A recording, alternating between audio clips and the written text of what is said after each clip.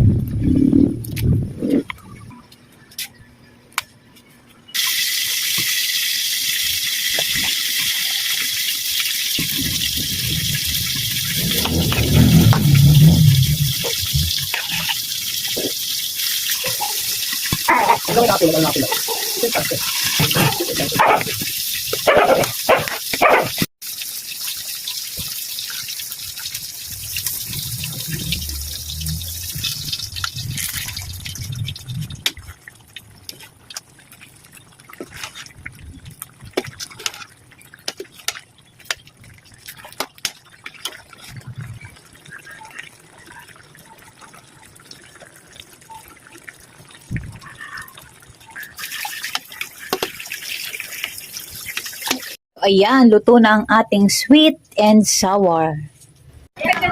So, ayan guys, kain na tayo. Kain na tayo ng aking niluto. Ngayon ko palang titikman yung niluto ko guys. Kung ano lasa. Baka nasobrahan sa asin. Sakto lang.